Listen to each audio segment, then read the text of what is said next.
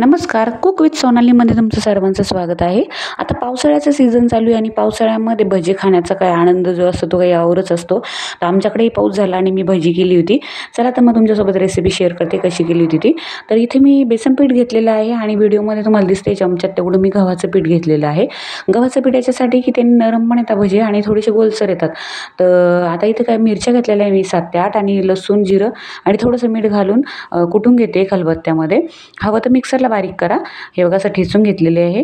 आणि आता बेसन पीठ जे आहे त्याच्यामध्ये थोडीशी चिमूटभर हळद घातली, त्यानंतर लाल तिखट घातलं, मसाल्याच्या डब्यातला जो चमचा असतो तो 1 चमचा, कारण की मी मिरच्या कमी घेतलेल्या आहे त्यामुळे मी लाल तिखट पण घालणार आहे. तुम्हाला नुसती मिरचीची करायची असेल तर मिरचीची करा. आता चवीनुसार मीठ घालून घेते आणि त्यानंतर आता ओवा जो आहे तो असा हातावर क्रश करून घालते. ओव्याने काय होतं, भज्याला खूप छान स्वाद येतो आणि असा क्रश करून घालायचा कधी पण. चिमूटभर सोडा पण घातलेला आहे मी. आणि त्यानंतर आता याच्यामध्ये मोहन घालायची आपल्याला आणि जे मिरचीचा जो ठेचा होता आपण लसूण मिरचीचा केलेला ते पण यात घालून घेते आणि व्यवस्थित आधी मिक्स करून घेते. याला सर्व असं एकत्रित मिक्स करायचं आहे हे बघा.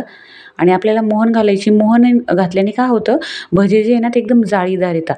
पण मोहन पण आपल्याला प्रमाणातच घालायची. जास्त जर तेल टाकलं ना तुम्ही तर नंतर ते भजे जे ना तेल पितात आणि अशी चिपचिप होतात ते भजे. तर मी एक छोटी पळी जी असते आपल्या किटलीची ती पळी जी आहे तेवढं ते कडकडीत गरम केलं होतं तेल आणि तेवढी मोहन घातलेली आहे. आणि आता व्यवस्थित मिक्स करून घेते आणि नंतर थोडं थोडं पाणी घालून आपण भज्याला जसं पीठ मळतो तसं मळून घेते आहे मी. आणि तुम्हाला जर वेळ असेल भजे करायला ना तर कांदा नंतर घालायचा. जर तुम्ही आधीच कांदा टाकून ठेवला ना तर त्याने पण पाणी सुटतं आणि पीठ पातळ होतं. आता हे बघा मी कांदा उभा चॉप केलेला आहे असा. भज्याला कधी पण उभाच कांदा चिरायचा आणि कांदा पण याच्यात घालून घेते. भरपूर सारी कोथिंबीर घालून घेते आणि याला व्यवस्थित असं मिक्स करून घेते. हे बघा व्हिडिओमध्ये दिसते अशा पद्धतीने मिक्स करून घ्यायचं आहे. तोपर्यंत मी कढई जी आहे ती तापत ठेवलेली आहे. तेल गरम करायला ठेवलेले आहे आणि भजी जे करताना ना आधी तेल गरम करून घ्यायचं, नंतर गॅसची फ्लेम कमी करायची आणि नंतर भजी सोडायचे त्याच्यामध्ये. मीडियम टू लो फ्लेमवरच तळायचे, हाय फ्लेमवर तळायचे नाही, नाहीतर ते वरतून जळतात किंवा लगेच ब्राऊन होतात आणि आतमध्ये कच्चे राहतात. त्यामुळे आपल्याला कमी गॅसवरच भजी तळायचे. आधी गरम करून घ्यायचं पण तेल.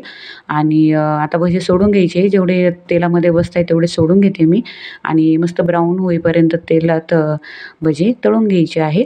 हे बघा इतके भजे सोडलेले आहे मी, कसे मस्त टम्म फुगलेले आहे बघा. आणि इतके जाळीदार होतात ना हे भजे. अशा पद्धतीने तुम्ही नक्की ट्राय करा आणि कसे वाटले मला सांगा तुम्ही. आता बघा भज्याचा कलर बदललेला आहे, मस्त ब्राऊन कलर आलेला आहे, छान खरपूस असा. आता भजी मी काढून घेते आणि गरमागरम भजी आपली तयार झालेली आहे. याच्यासोबत झणझणीत अशा मिरच्या आणि त्याच्यावर मीठ वरतून. वाह क्या बात आहे. आता भजी तर मी काढून घेतलेली आहे. आता तुम्हाला सर्व करून दाखवते. आणि हे बघा इथं आपली गरमागरम भजी तयार झालेली आहे, मस्त खरपूस असे. आणि आवडल्यास लाईक शेअर सबस्क्राईब करायला विसरू नका. नक्की ट्राय करा आणि लाईक शेअर सबस्क्राईब करायला विसरू नका. पुन्हा भेटूया छानशा अशा व्हिडिओमध्ये. तोपर्यंत